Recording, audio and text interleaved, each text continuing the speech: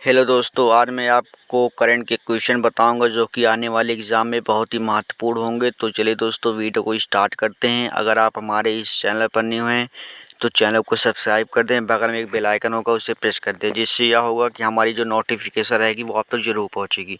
तो दोस्तों, हमारा पहला प्रश्न हो जाएगा, अमेरिका में the emissary of peace award से किसे सम्मानित किया गया है। तो दोस्तों, किसे सम्मानित किया गया था एमिसरी ऑफ पीस के अवार्ड से? दोस्तों, इसका आंसर हो जाएगा ऑप्शन नंबर श्री श्री रविशंकर। दोस्तों, मेरा अगला प्रश्न हो जाएगा, हाल ही में इसाक हरजोग किस अरब देश की यात्रा करने वाले पहले इस्राएली राष्ट्रपति बने हैं? तो दोस्तों, इसका राइट आंसर हो जाएगा ऑप्शन नंबर बी, यूएई के राष्ट्रपति बने हैं। दोस्तों, हम आपको कुछ इसके इम्पोर्टेंट पॉइंट बता देता हूँ। पहला पॉइंट हो जाएगा, 2020 में दोनों देशों के संबंधों के समान होने के बाद से किसी इजरायली राष्ट्रपति के बहरीन की यह पहली यात्रा है। दूसरा हो जाएगा, यूएई, बहरीन और मोरक्को 2020 में इजराइल के साथ संबंध सामान्य करने वाले पहले अरब राज्य है। तीसरा पॉइंट हो जाएगा, इजराइल मिस्र और जॉर्डन के साथ शांति संधियों पर भी पहुंचा है। चौथा हो जाएगा दोस्तों, नाफ्ताली बेनेट बहरीन के साथ रक्षा समझौते पर हस्ताक्षर करने वाले पहले प्रधानमंत्री बने हैं। दोस्तों, ये क्वेश्चन पूछ सकता है कि समझौते पर हस्ताक्षर करने वाले कौन थे। ऑप्शन नंबर ए राष्ट्रपति, ऑप्शन नंबर बी प्रधानमंत्री, इसी तरह दोस्तों पूछ सकता है। तो राइट आंसर हो जाएगा प्रधानमंत्री। दोस्तों, इसराइल के द्वारा दोस्तों कुछ इंपॉर्टेंट पॉइंट, यह पश्चिमी एशिया का एक छोटा सा देश है। यह मिस्र, जॉर्डन, लेबनान और सीरिया के साथ सीमा साझा करता है। इजरायली न्यू शकेल इजराइल की मुद्रा है और राजधानी यरूशलेम है। ये भी दोस्तों पूछ जाता है, इसराइल का मुद्रा और राजधानी दोस्तों क्या है। मेरा अगला प्रश्न हो जाएगा दोस्तों, परिवहन के किस साधन के लिए डीजी यात्रा सुविधा का उद्घाटन किया गया है? तो दोस्तों, इसका राइट आंसर हो जाएगा हवाई यात्रा, ऑप्शन नंबर बी। कुछ इंपॉर्टेंट पॉइंट दोस्तों इसमें हम आपको बता देते हैं। पहला पॉइंट हो जाएगा, नागरिक उड्डयन मंत्री ज्योतिरादित्य एम सिंधिया ने 1 दिसंबर 2022 को इंदिरा गांधी अंतर्राष्ट्रीय हवाई अड्डे नई दिल्ली में डीजी यात्रा सुविधा का उद्घाटन किया है। दोस्तों, ये भी पूछ सकता है उद्घाटन कब किया है। तो 1 दिसंबर 2022 को किस इंदिरा गांधी अंतर्राष्ट्रीय हवाई अड्डे पर, जो कि नई दिल्ली में है। दोस्तों, ये भी क्वेश्चन पूछा जाता है, इंदिरा गांधी अंतर्राष्ट्रीय हवाई अड्डे कहाँ है? तो नई दिल्ली में। दूसरा पॉइंट हो जाएगा, यह सुविधा बेंगलुरु, वाराणसी और दिल्ली सहित देश के 3 हवाई अड्डों पर शुरू की गई है। पॉइंट नंबर 3 दोस्तों, डीजी यात्रा हवाई अड्डों के विभिन्न चौकी पर चिह्ने की पहचान तकनीक के आधार पर हवाई यात्रियों के संपर्क रहित प्रसंस्करण की सुविधा प्रदान करती है। तो दोस्तों, हम आपको कुछ अगला प्रश्न बताते हैं। और 23वां, खबरों में रहा सेमरू ज्वालामुखी किस देश में स्थित है? तो दोस्तों, सेमरू जो है वो ज्वालामुखी कहाँ है दोस्तों? ऑप्शन नंबर ए इंडोनेशिया में। और हवाई दोस्तों कहाँ है? फिहालू में। और फिलीपींस में ताल है। जापान में फ्यूजिया है। दोस्तों, कुछ इंपॉर्टेंट पॉइंट्स के बता देते हैं हम आपको। इंडोनेशिया के जावा द्वीप में सेमरू ज्वालामुखी फटना शुरू हो गया है। जो दोस्तों इंडोनेशिया में सेमरू ज्वालामुखी है वो फटना शुरू हो गया है। विस्फोट के कारण विशाल ज्वालामुखी राख हुई और पूर्वी जोता प्रांत में 2000 से अधिक निवासियों को निकाला गया। इंडोनेशिया की आपदा प्रबंधन एजेंसी बीएनपीबी के अनुसार अभी तक किसी की घायल होने या मरने की सूचना नहीं है। ऑप्शन नंबर लास्ट है दोस्तों, माउंट सेमरू राजधानी जकार्ता से लगभग 640 किलोमीटर दूर दक्षिण पूर्व में स्थित है। विश्व की प्रमुख सक्रिय ज्वालामुखी दोस्तों, एना काराकोटा इंडोनेशिया, संगे एंडीसिक्वा, माउंट एटना सिसिली इटली। अब दोस्तों चलते हैं अपने अगले प्रश्न की ओर। बीएसएफ स्थापना दिवस परेड 2022 किस राज्य में आयोजित की जाएगी? तो दोस्तों, कहाँ की जाएगी? 2022 में दोस्तों किया गया था। ये दिसंबर में शायद किया गया था दोस्तों, कंफर्म नहीं बता सकते हैं, दिमाग से दोस्तों उतर गया है। ऑप्शन नंबर डी, पंजाब में। दोस्तों, ये भी पूछ जाता है कि बीएसएफ का full form border security force.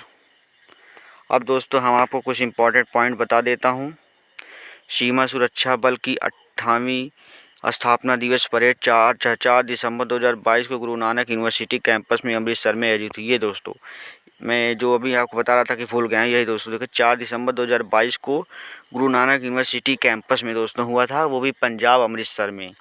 और दूसरा पॉइंट हो जाएगा,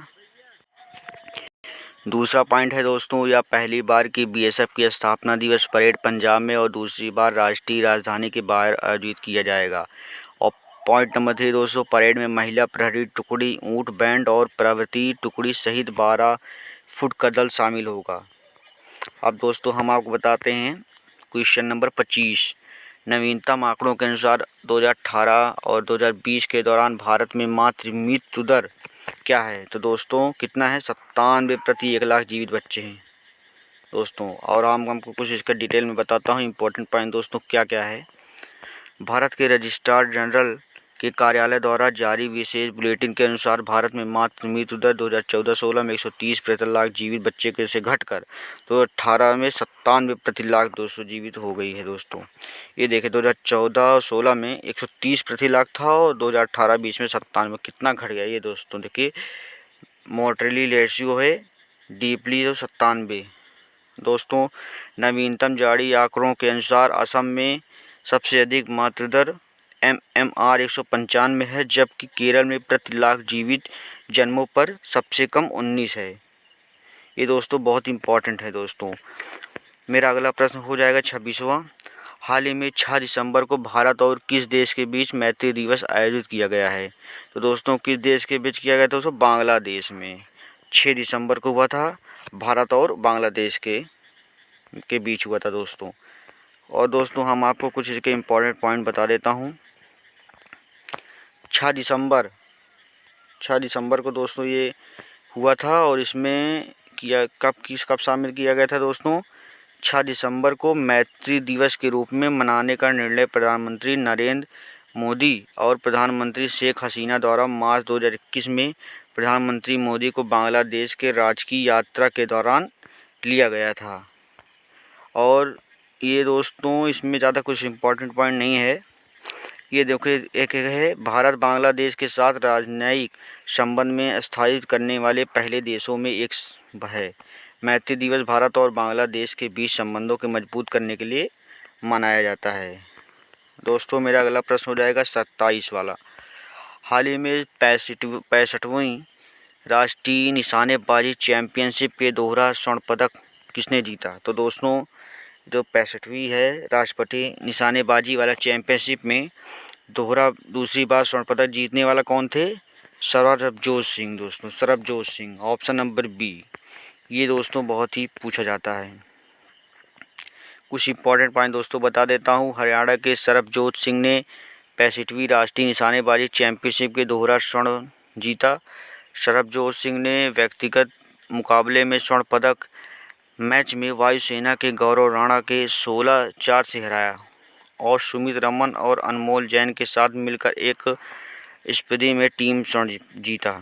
championship MP shooting academy range Bhopal में हो रही है दोस्तों। ये भोपाल में दोस्तों हुई थी दोस्तों। मेरा अगला प्रश्न हो जाएगा 28 वाला।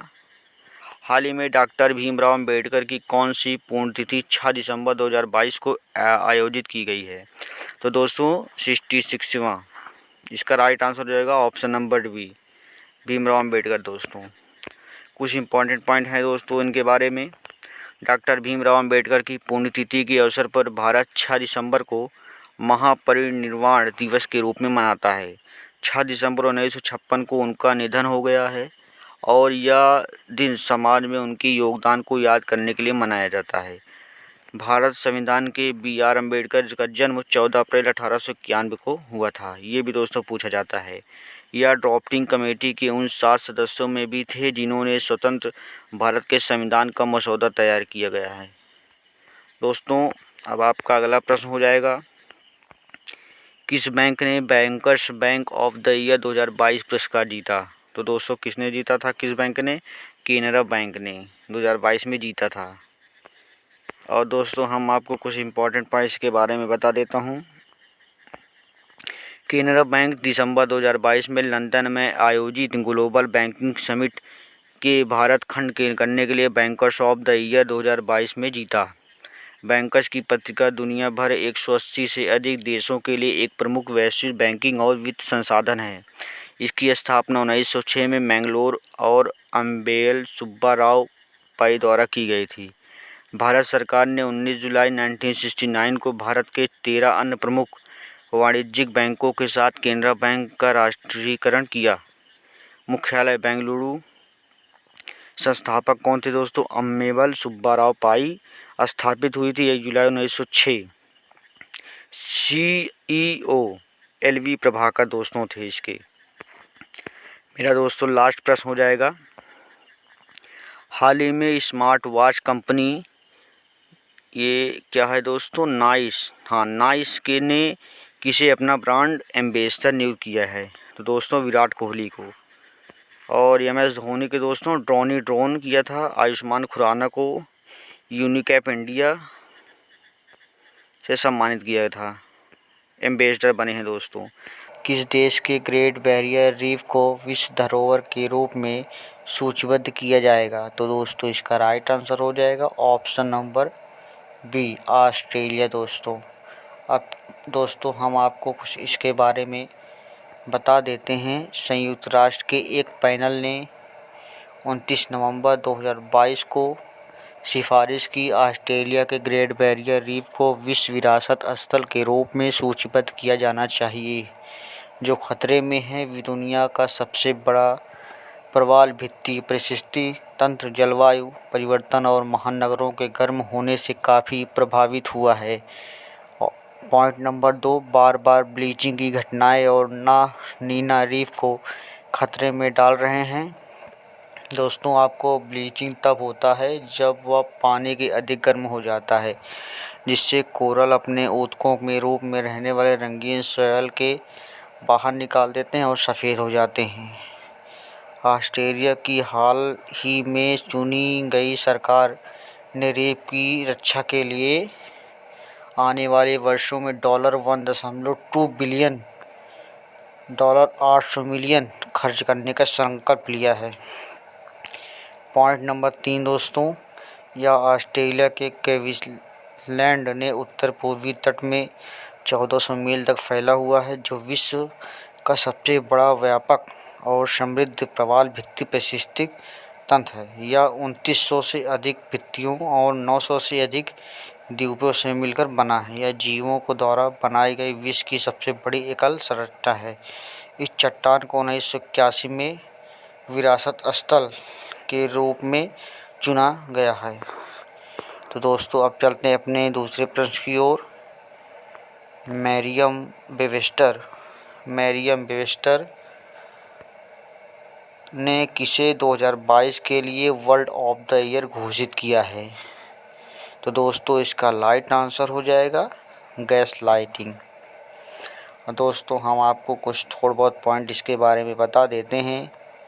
गैस लाइटिंग शब्द को इस प्रकार परिभाषित किया गया है, विशेष रूप से अपने स्वयं के लाभ के लिए किसी के व्यापक के रूप में गुमराह करने का कार्य या अभ्यास।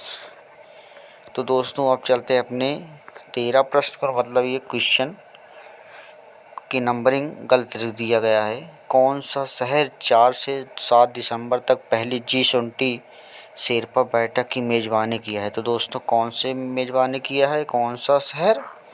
उदयपुर। दोस्तों अब हम आपको कुछ इसके बारे में बता देते हैं। उदयपुर 4 से 7 दिसंबर 2022 तक पहली G20 शेरपा बैठक की मेज़बानी करेगा। बैठक की अध्यक्षता भारतीय शेरपा अमिताभ कांत करेंगे। शेरपी G20 समूह के सदस्यों के नेताओं के रूप में निजी दूत हैं। मेज़बान देश के तौर पर भारत सितंबर 2023 में नई दिल्ली में होने वाली G20 शिखर बैठक का एजेंडा तय करेगा। अब दोस्तों चलते हैं अपने 13वें प्रश्न की ओर।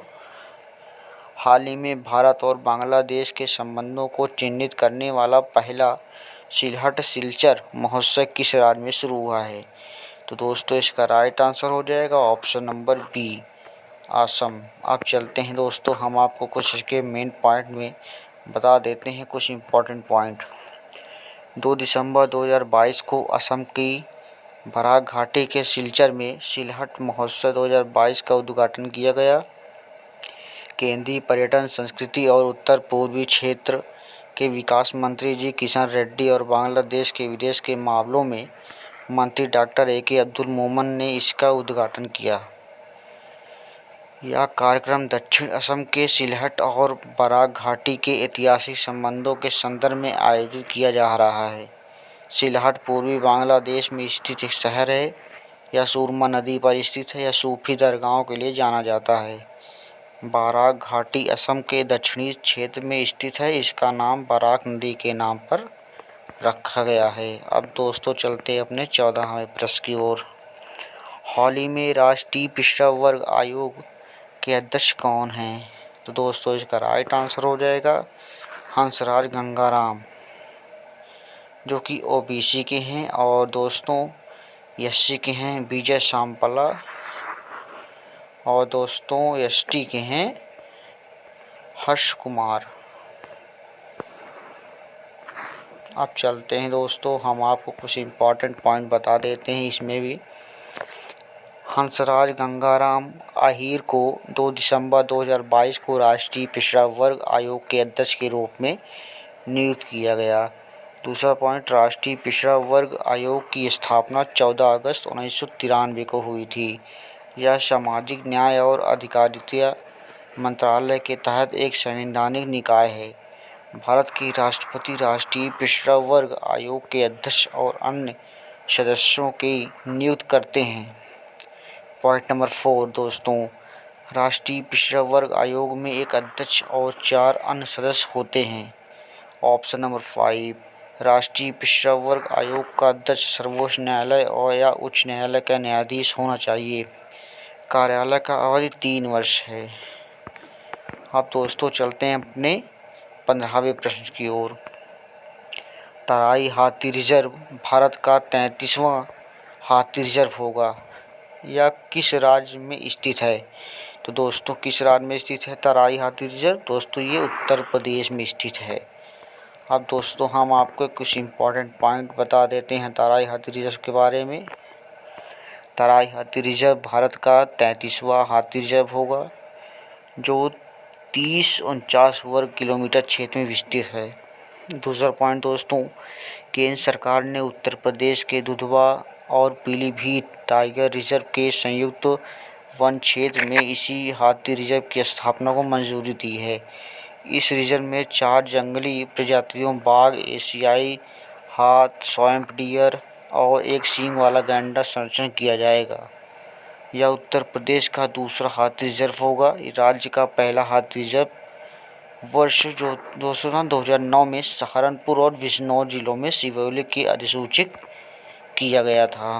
अब चलते हैं दोस्तों अपने 16वें प्रश्न की ओर। हाल ही में विजय हजारे ट्रॉफी 2022 में किसने जीता है? तो दोस्तों किसने जीता है विजय हजारे ट्रॉफी? सौराष्ट्र ने। Option number C. अब चलते हैं दोस्तों, कुछ मैं आपको इम्पोर्टेंट पॉइंट बता देता हूँ। सौराष्ट्र ने गुजरात के अहमदाबाद में नरेंद्र मोदी स्टेडियम में विजय हजारे ट्रॉफी जीतने के लिए फाइनल में महाराष्ट्र को 5 विकेट से हराया। तो ये दोस्तों क्वेश्चन बहुत इम्पोर्टेंट है। विजय हजारे ट्रॉफी को रणजी वनडे ट्रॉफी के नाम से भी जाना जाता है। ऑप्शन नंबर दोस्तों point number 3, player of the tournament Ruturaj Gaikwad को मिला था। Player of the match Sheldon Jackson को मिला था। अब दोस्तों चलते हैं अपने 17वें प्रश्न की ओर। हाल ही में न्यूयॉर्क फिल्म क्रिटिक्स सर्कल से सर्वश्रेष्ठ निर्देशक का पुरस्कार किसको मिला? दोस्तों इसको राइट आंसर हो जाएगा option number D, S Rajamouli को सर्कल से सर्वश्रेष्ठ निर्देशक के पुरस्कार मिला है। दोस्तों हम आपको 18वें प्रश्न की ओर ले जाते हैं। हाल ही में जारी ग्लोबल कॉस्ट ऑफ लिविंग सर्वे के अनुसार दुनिया का सबसे बड़ा महंगा शहर कौन बना है? तो दोस्तों न्यूयॉर्क दोस्तों बहुत ही महंगा शहर हुआ है, क्योंकि इसमें हर जो फ्लैट बनते हैं लगभग करोड़ों के बनते हैं। दोस्तों इसमें एक ही पॉइंट है, द इकोनॉमिस्ट इंटेलिजेंस यूनिट के global cost of the living survey ने न्यूयॉर्क और सिंगापुर के साथ तीसरे स्थान पर रहने के लिए सबसे महंगे शहरों की सूची जारी किया है। दोस्तों अब चलते हैं अपने अगले प्रश्न की ओर। किस देश ने दिसंबर 2022 के लिए यूएनएससी की अध्यक्षता ग्रहण की है? ऑप्शन नंबर ए भारत। किस राज्य में भारत के सबसे लंबे 6 लेन फ्लाईओवर का निर्माण होगा? तो दोस्तों किस राज्य में होगा? दोस्तों केरल में दोस्तों होगा। सबसे लंबे 6 लेन फ्लाईओवर का निर्माण होगा। दोस्तों कुछ इंपॉर्टेंट पॉइंट है। ये फ्लाईओवर भारत का सबसे लंबा फ्लाईओवर होगा जिसकी लागत कुल 1668.5 करोड़ की बताई जा रही है। दोस्तों इतना महंगा है दोस्तों ये। दोस्तों बहुत इंपॉर्टेंट है, ये भी दोस्तों पूछ सकता है कितने करोड़ रुपए लग रहे हैं इसमें, तो 1668.5 करोड़ रुपए। अब चलते हैं दोस्तों हम अपने अगले प्रश्न की ओर। हाल ही में किस संगठन ने 8 दिसंबर को अपना स्थापना दिवस मनाया है? सार्क दोस्तों, SAARC 8 दिसंबर को मनाया गया था स्थापना दिवस इसकी। दोस्तों कुछ इसके इम्पोर्टेंट पॉइंट हो जाएंगे। पहला है दोस्तों हो जाएगा सार्क चार्टर को अपनाने के उपलक्ष्य में दक्षिण एशियाई क्षेत्रीय सहयोग संघ SAARC चार्टर दिवस प्रति वर्ष 8 दिसंबर को मनाया जाता है। और दूसरा पॉइंट हो जाएगा दोस्तों इस वर्ष क्षत्रिय समूह की 38वीं वर्षगांठ है। तीसरा पॉइंट हो जाएगा 8 दिसंबर 1985 को समूह के पहले शिखर सम्मेलन के दौरान ढाका का सार्क चार्टर को अपनाया गया था। लास्ट पॉइंट हो जाएगा दोस्तों चार्टर पर 8 दक्षिणी एशियाई देशों बांग्लादेश, भूटान, अफगानिस्तान, मालदीव, नेपाल, भारत, पाकिस्तान और श्रीलंका के नेताओं द्वारा हस्ताक्षर किए गए थे। दोस्तों ये 8 दक्षिण एशियाई देशों में मिलकर किया था। दोस्तों मेरा अगला प्रश्न हो जाएगा विश्व बैंक की report migration and development brief 2022 के अनुसार $100 अरब प्रेषण करने वाले दुनिया का पहला देश कौन सा है? तो दोस्तों कौन सा देश है पहला देश? Bharat. Option number A migration and development brief 2022 के अनुसार हो जाएगा दोस्तों भारत। कुछ इंपॉर्टेंट पॉइंट दोस्तों हैं इनके। विश्व बैंक की report migration and development brief के अनुसार भारत को 2022 के प्रेषण रेमिनेंट के रूप में 2021 की तुलना में 12% की दोस्तों वृद्धि की गई है दोस्तों। और 2021 में भारत का प्रेषण $89.4 प्राप्त हुए थे। भारत दुनिया का पहला ऐसा देश है जिसे विदेशों में प्रवासी कामगारों से $100 अरब का प्रेषण प्राप्त हुआ है। पॉइंट नंबर 3 हो जाएगा प्रेषण का अर्थ है धन का हस्तांतरण। प्रेषण 2 प्रकार के होते हैं, आवक और बहिर्गामी। या कोई व्यक्ति विदेश से भारत में पैसा भेजता है तो यह आवक प्रेषण है। यदि भारत का कोई व्यक्ति विदेश में किसी व्यक्ति के पैसा भेजता है तो यह बहिर् प्रेषण कहा जाता है।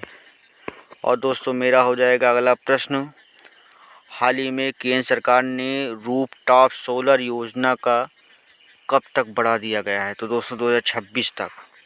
तो दोस्तों एक था रूफटॉप सोलर योजना, अभी ने हाल ही में निकाला गया था, तो वो 2026 तक बढ़ा दिया गया है दोस्तों।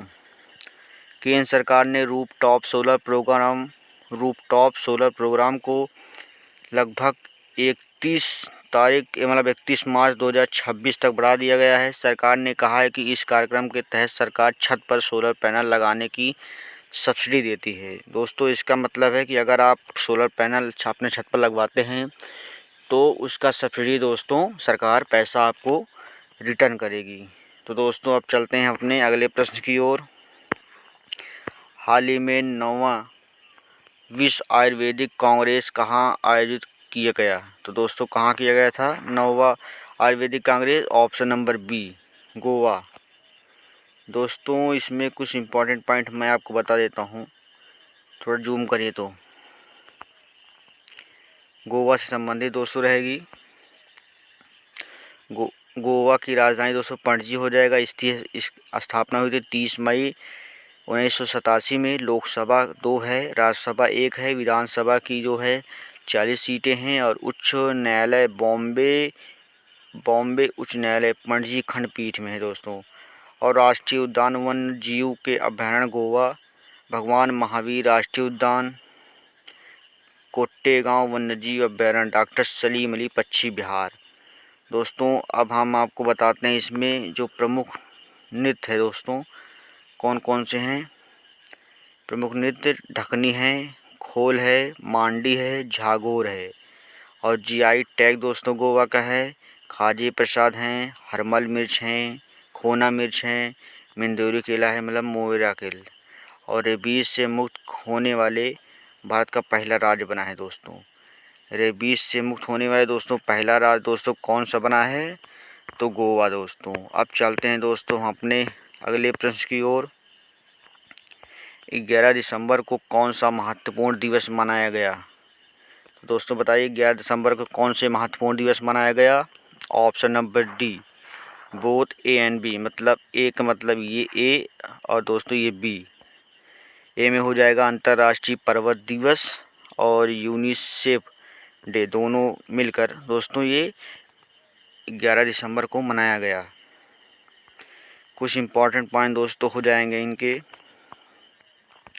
हर साल 11 दिसंबर को पहाड़ों के महत्व के विषय में जागरूकता बढ़ाने के लिए अंतर्राष्ट्रीय पर्वत दिवस मनाया जाता है। संयुक्त राष्ट्र महासभा ने साल 2003 में 11 दिसंबर को राष्ट्रीय पर्वत दिवस मनाने की घोषणा की थी। विश्व पर्वत दिवस 2022 की थीम वुमेन मूवमेंट है दोस्तों। थीम भी दोस्तों एग्जाम में पूछ लेता है कि पर्वत दिवस की जो थीम है दोस्तों वो क्या है, तो वुमेन मूव माउंटेन, मतलब वुमेन मतलब औरत दोस्तों जिसे कहते हैं, वुमेन मूव एंड माउंटेन दोस्तों ये हो जाएगा। और संयुक्त राष्ट्र महासभा ने 2003 में 11 दिसंबर को राष्ट्रीय पर्वत दिवस की घोषणा की है। यूनिसेफ दिवस 1946 में 11 दिसंबर को ही यूनिसेफ की स्थापना की गई थी। और दूसरा पॉइंट हो जाएगा इस दिवस को मनाने का मुख्य उद्देश्य बच्चों जिन्होंने आने वाले भविष्य के रूप में देखा जाता है कि अधिकारी उन्हें कल्याण और उनके विकास के लिए लोगों को जागरूक बनाना है या बच्चों के सतत विकास के लिए कार्य करता है। मतलब दोस्तों ये जो है ये बच्चों के लिए दोस्तों कार्य करने वाला है जो आने वाले भविष्य के लिए बहुत ही हमारे देश में होंगे। खबरों में रहे ओलिवर गिरोद किस देश के मशहूर फुटबॉल खिलाड़ी हैं, तो दोस्तों इसका राइट आंसर हो जाएगा ऑप्शन नंबर ए फ्रांस। फ्रांस के दोस्तों ये हैं ओलिवर गिरोद। मेरा दोस्तों अगला प्रश्न हो जाएगा 2022 तक चीन और अमेरिका के बाद कौन सा देश भारत का सबसे बड़ा व्यापारिक भागीदारी रहेगा, तो दोस्तों कौन सा रहेगा, संयुक्त अरब अमीरात। इसका राइट आंसर हो जाएगा ऑप्शन नंबर बी। तो दोस्तों कुछ इम्पॉर्टेंट पॉइंट मैं आपको बता देता हूँ। 2021-22 में भारत यूएई व्यापार का मूल्य 72.8 बिलियन अमेरिका डॉलर है, जो चीन और अमेरिका के बाद यूएई को भारत का तीसरा सबसे बड़ा व्यापारिक भागीदार बनाता है। पॉइंट नंबर 2 अबू धाबी संयुक्त अरब अमीरात की राजधानी शहद भारत से और अधिक निवेश की मांग कर रहा है। पॉइंट नंबर 3 अबू धाबी के कृषि प्रौद्योगिकी, पर्यटन, स्वास्थ्य सेवा, फार्मा और वित्तीय सेवाओं सहित प्राथमिकता वाले क्षेत्रों की पहचान की है जहां भारतीय उद्यमी निवेश कर सकते हैं। मेरा अगला प्रश्न हो जाएगा दोस्तों फीफा वर्ल्ड कप ट्रॉफी 2022 का अनावरण कौन करेगा, ऑप्शन नंबर ए दीपिका पादुकोण करेंगे दोस्तों। ये है दीपिका पादुकोण, देख लीजिए आप दोस्तों। कुछ इसके इंपॉर्टेंट पॉइंट बता देता हूँ दीपिका पादुकोण के। दीपिका पादुकोण फीफा विश्व कप ट्रॉफी का अनावरण करेंगी। पहला पॉइंट हो जाएगा Deepika Padukone FIFA world cup 2022 के फाइनल मैच की ट्रॉफी अनावरण करने वाली पहली ग्लोबल स्टार बनी गई हैं। यह संभवतः फीफा के इतिहास में पहला होगा। हाल ही में दीपिका पादुकोण को कान फिल्म फेस्टिवल में ज्यूरी मेंबर के तौर पर भी चुना गया था। पॉइंट नंबर 3 हो जाएगा फुटबॉल वर्ल्ड कप का फाइनल 18 दिसंबर को कतर के सेल स्टेडियम में हुआ। इस बार कतर फीफा विश्व कप की मेज़बानी कर रहा है। या 2022 में फीफा विश्व कप का 22वां संस्करण है, या अरब दुनिया और मुस्लिम दुनिया में होने वाले पहला विश्व कप है। ये दोस्तों बहुत ही ज़्यादा पॉइंट है, इसमें बहुत ज़्यादा प्रश्न बन सकते हैं। जैसे हो गया फुटबॉल वर्ल्ड कप का फाइनल मतलब कब हुआ था, 18 दिसंबर को हुआ था। कहाँ हुआ था? कतर के सेल स्टेडियम में हुआ था। और दोस्तों 2022 का फीफा कप कैसा है? 22वां है। तो दोस्तों अब चलते हैं अपने अगले प्रश्न की ओर। 15 से 27 फरवरी 2023 तक 12वें विश्व हिंदी सम्मेलन की मेज़बानी कौन करेगा? तो दोस्तों इसका राइट आंसर हो जाएगा फिजी दोस्तों करेगा।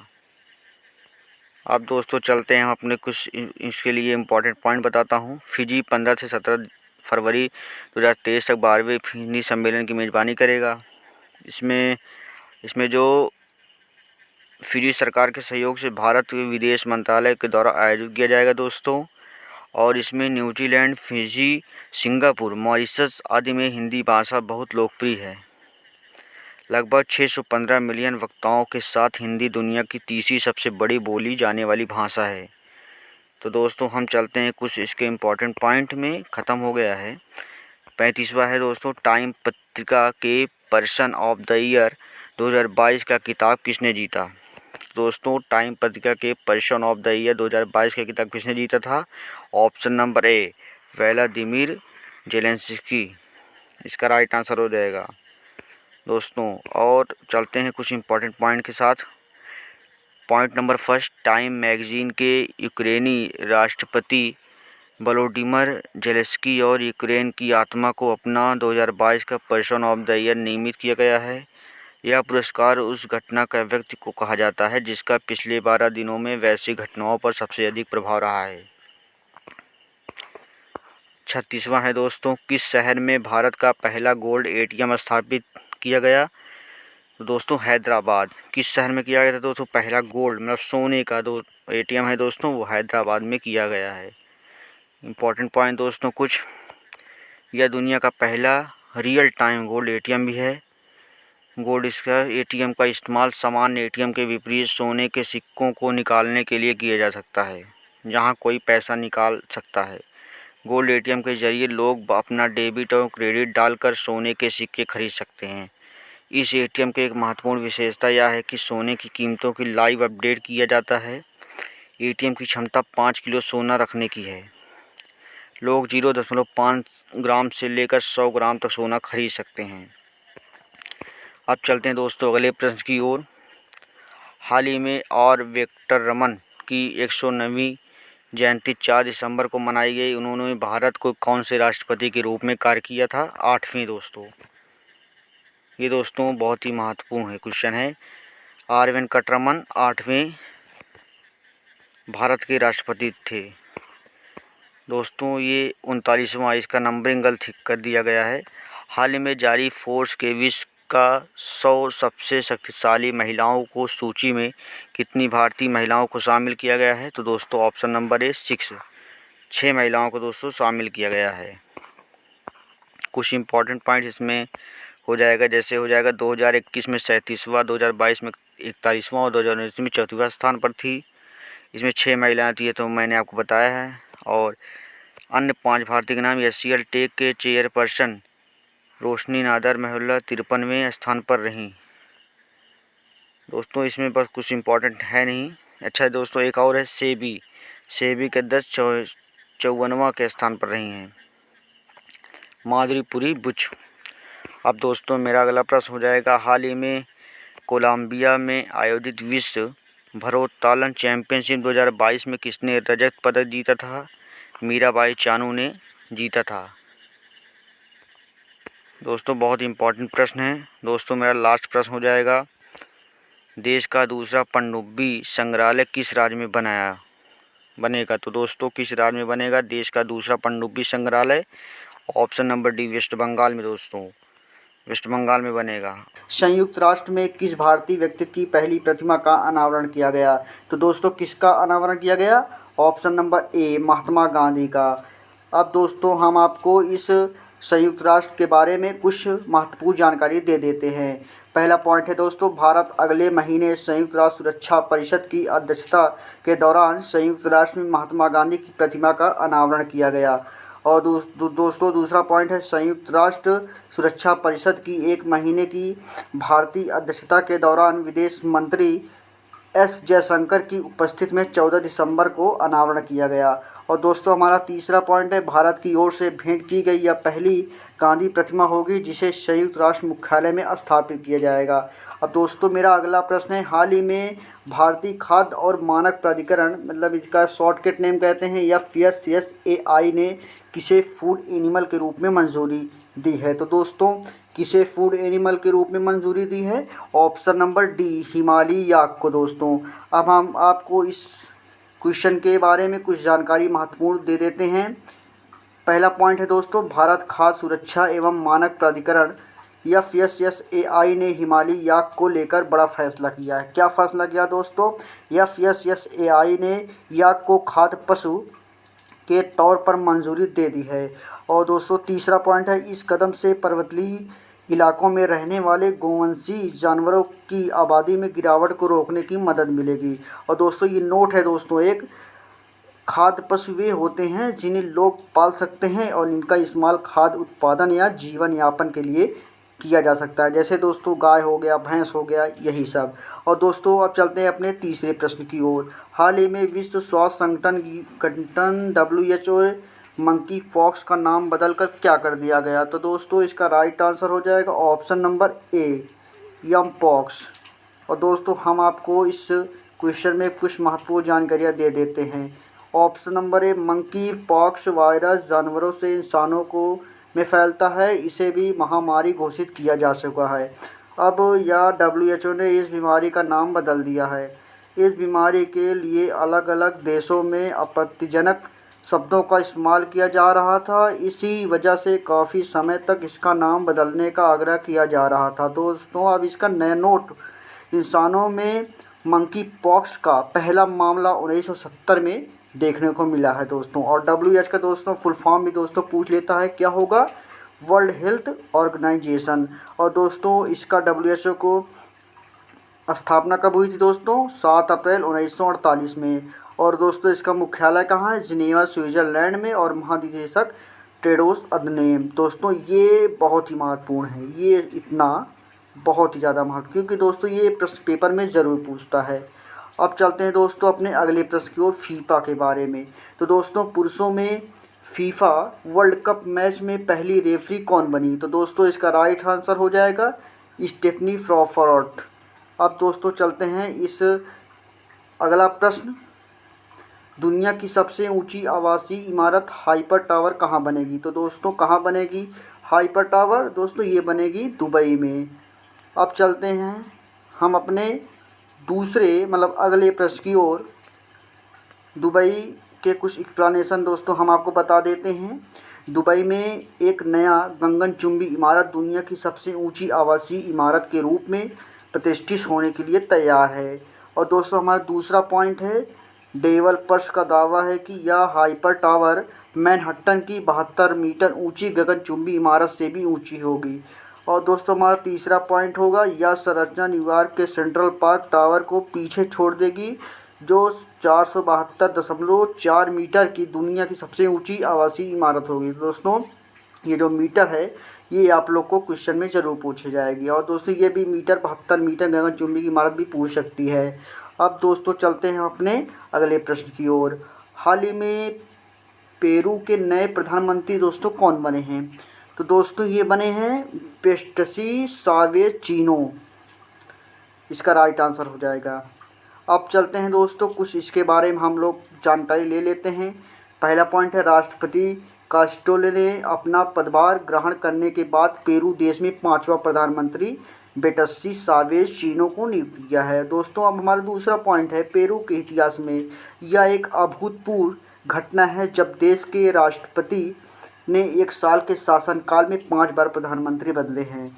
दोस्तों पेरू दक्षिण अमेरिका और का एक देश है और इसके राजधानी दोस्तों लीमा है और इसकी मुद्रा पेरुआई सोल है। अब चलते हैं दोस्तों हम अगले प्रश्न की ओर। हाल ही में भारत की कौन सी योजना विश्व की तीसरी सबसे ऊंची फसल बीमा योजना बनी है? तो दोस्तों कौन सी बीमा बनी है? प्रधानमंत्री फसल बीमा योजना। तो दोस्तों ये कहाँ लागू हुआ था दोस्तों? अपने दोस्तों उत्तर प्रदेश में। और दोस्तों हम आपको इसके महत्वपूर्ण कुछ जानकारियाँ दे देते हैं। प्रधानमंत्री फसल बीमा योजना विश्व में तीसरी सबसे बड़ी फसल बीमा की स्कीम है। ये दोस्तों बहुत ज़्यादा इम्पोर्टेंट है।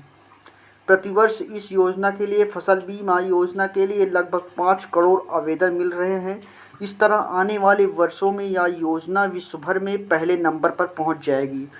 2016 में शुरू की गई योजना के बाद कर्ज नहीं लेने वाले किसानों, सीमांत किसानों और लघु किसानों का हिस्सा 282% दोस्तों बढ़ जाएगा। ये महत्वपूर्ण जानकारी है दोस्तों, आप लोग इसको ज़रूर पढ़िएगा। और दोस्तों हमारा 8वां प्रश्न है, हाल ही में किसे para sport person of the year पुरस्कार से नवाजा गया? तो दोस्तों इसका राइट आंसर हो जाएगा Avani Lekhara, option number D. ये है दोस्तों अवनी लेखरा, देख लीजिए आप फ़ोटो भी। अब दोस्तों चलते हैं हम अपने अगले प्रश्न की ओर, 9वें प्रश्न की ओर। हाल ही में किस राज्य ने एनीमिया मुक्त लाख अभियान की शुरुआत की है? और दोस्तों एनीमिया मुक्त लाख अभियान दोस्तों शॉर्ट नेम भी पूछ सकता है, AMLAN होगा। और दोस्तों ये कहाँ शुरुआत की गई थी? उड़ीसा दोस्तों, उड़ीसा इसका हो जाएगा दोस्तों उड़ीसा। और हम दोस्तों बताते हैं अपना लास्ट प्रश्न की ओर। एशिया के सबसे पुराने stock exchange Bombay stock exchange BSE के नए MD एंड CEO दोस्तों कौन बने हैं? तो दोस्तों कौन बने हैं? सुंदर रमन राममूर्ति दोस्तों, इसका राइट आंसर हो जाएगा। और BSE का full form Bombay stock exchange, इसकी स्थापना हुई थी 9 जुलाई 1875 में, मुख्यालय मुंबई में है, अध्यक्ष SS मुंद्रा है। हाल ही में हिमाचल प्रदेश के नए मुख्यमंत्री कौन बने हैं? तो दोस्तों मुख्यमंत्री कौन बने हैं नए? सुखविंदर सुक्खू। ये दोस्तों हमारे हिमाचल प्रदेश के नए मुख्यमंत्री बने हैं। और दोस्तों हम इसके हिमाचल प्रदेश के बारे में कुछ इम्पोर्टेंट पॉइंट मैं आपको बता देता हूँ। जैसे आप देख पा रहे हैं हिमाचल प्रदेश से संबंधित मुख्य तथ्य। राजधानी दोस्तों क्या हो जाएगा? शिमला। स्थापना दोस्तों कब हुई थी हिमाचल प्रदेश की? 25 जनवरी 1971 में। लोकसभा 4 सीटें हैं, राज्यसभा की 3 और विधानसभा की 68 सीटें हैं दोस्तों। उच्च न्यायालय हिमाचल प्रदेश उच्च न्यायालय के नाम से जाना जाता है। राष्ट्रीय उद्यान वन्यजीव अभयारण्य हिमाचल प्रदेश में है। रोहित राष्ट्रीय उद्यान दोस्तों हिमाचल प्रदेश में है। ग्रेट हिमालयन राष्ट्रीय उद्यान, पिन वैली राष्ट्रीय उद्यान, खीर मैंगा राष्ट्रीय उद्यान, ये सब दोस्तों हिमाचल प्रदेश में हैं। और दोस्तों जैसे हो गया प्रमुख लोक नृत्य में है डांगी हिमाचल प्रदेश का नृत्य है, थाली हिमाचल प्रदेश का है, छपेली, डंडा नाच, ये सब दोस्तों हिमाचल प्रदेश का नृत्य है।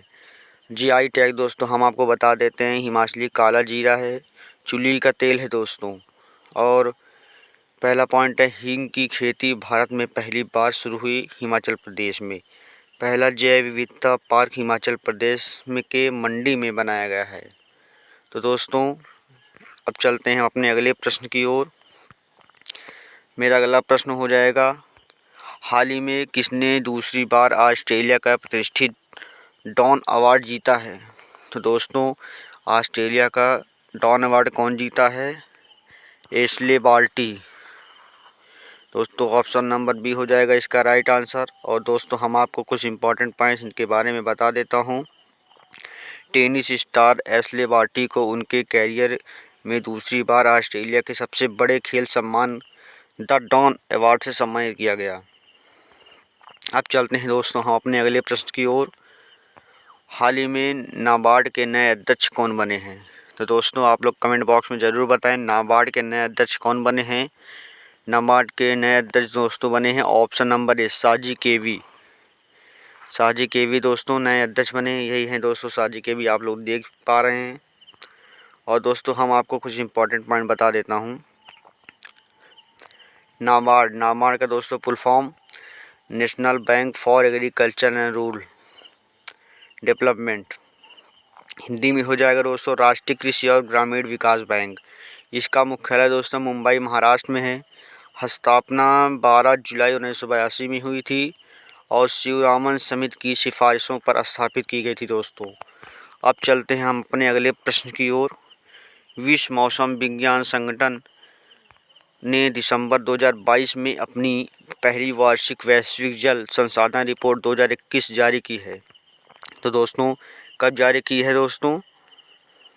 2021 में। और 2022 में दोस्तों पहली वैश्विक जल संसाधन रिपोर्ट हुआ था। तो दोस्तों इसका राइट आंसर हो जाएगा ऑप्शन नंबर ए, पेटेरी टालस। अब चलते हैं दोस्तों हम अपने कुछ इम्पोर्टेंट पॉइंट इसके बारे में बता देता हूँ। विश्व मौसम विज्ञान संगठन ने दिसंबर 2022 में अपनी पहली वार्षिक वैश्विक जल संसाधन रिपोर्ट 2021 जारी की है। पॉइंट नंबर 2, वर्तमान में 3.6 बिलियन लोगों को पानी की अपर्याप्त उपलब्धता का सामना करना पड़ रहा है और 2050 तक इससे बढ़कर 5 बिलियन से अधिक होने की उम्मीद है। पॉइंट नंबर 3 दोस्तों, रिपोर्ट के पहले संस्करण में एक नदी चैनल के माध्यम से बहने वाला पानी की मात्रा को देखा गया है। WMO महासचिव पेटेरी टालस हैं। WMO की स्थापना 23 मार्च 1950 में हुई थी। अब दोस्तों चलते हैं हम अपने अगले प्रश्न की ओर। गुजरात के 18वें मुख्यमंत्री के रूप में किसे चुना गया है? तो दोस्तों किसे चुना गया है 18वें मुख्यमंत्री गुजरात के? इसे चुना गया है दोस्तों option number B, Bhupendra Patel ji को। भूपेंद्र पटेल दोस्तों गुजरात के 18वें मुख्यमंत्री हैं। और दोस्तों हम चलते हैं अपने अगले प्रश्न की ओर। प्रधानमंत्री नरेंद्र मोदी किस राज्य में मोपा अंतर्राष्ट्रीय हवाई अड्डे का उद्घाटन किया है? तो दोस्तों मोपा अंतर्राष्ट्रीय हाल ही में योगी आदित्यनाथ एंड प्रधानमंत्री मिलकर दोस्तों ये हवाई अड्डे उद्घाटन किए हैं। तो दोस्तों कहाँ किए हैं? गोवा में। इसका राइट आंसर हो जाएगा ऑप्शन नंबर 3, गोवा। और दोस्तों झारखंड में दोस्तों कौन से हैं? देवगढ़। और कर्नाटक में कैंपगौड़ा एयरपोर्ट। महाराष्ट्र में छत्रपति शिवाजी महाराज एयरपोर्ट दोस्तों हैं। और दोस्तों कुछ इम्पोर्टेंट पॉइंट्स इसके बारे में। प्रधानमंत्री नरेंद्र मोदी ने हाल ही में गोवा में मोपा अंतर्राष्ट्रीय हवाई अड्डे का उद्घाटन किया है, जिसका नाम पूर्व मुख्यमंत्री मनोहर पर्रिकर के नाम से पर रखा गया है। अब चलते हैं दोस्तों अगले प्रश्न की ओर। हाल ही में किसे वर्ष 2022 के विश्व एथलीट के रूप में चुना गया है? तो दोस्तों 2022 के विश्व एथलीट के रूप में किसे चुना गया है?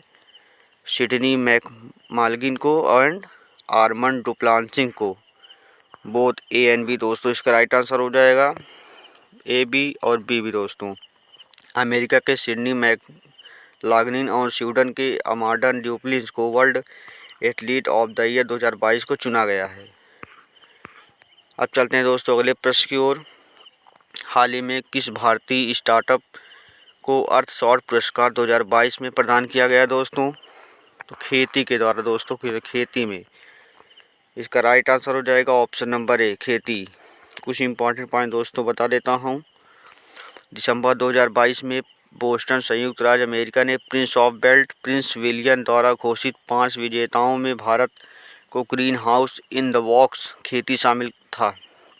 पॉइंट नंबर 2 दोस्तों, green house in the box का उद्देश्य लागत कम करना और पैदावार बढ़ाना, जो इन किसानों की आजीविका की रक्षा करने में मदद करेगा। पॉइंट नंबर 3, यह अर्थशॉर्ट पुरस्कार के दूसरा संस्करण था, जिसे इको ऑस्कर भी कहा गया है। अब चलते हैं दोस्तों अपने अगले प्रश्न की ओर। किस देश ने पहला अरब निर्मित चंद्र अंतरिक्ष यान लॉन्च किया है? तो दोस्तों इसका राइट आंसर हो जाएगा संयुक्त अरब अमीरात।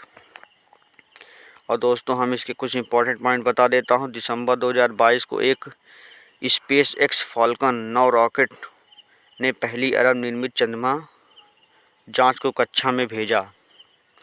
अब दोस्तों चलते अपने लास्ट प्रश्न की ओर। किस राज्य में स्थित शिशुपाल पहाड़ी को पर्यटन स्थल के रूप में विकसित किया जाएगा? तो दोस्तों किस राज्य में स्थित शिशुपाल पहाड़ी को पर्यटन स्थल के रूप में प्रकाशित किया जाएगा? तो दोस्तों इसका राइट आंसर हो जाएगा ऑप्शन नंबर बी, छत्तीसगढ़। अगर दोस्तों हमारी वीडियो अच्छी लगे तो वीडियो को लाइक कर दें और चैनल को सब्सक्राइब कर दें दोस्तों। फिर मिलते हैं अगली वीडियो में।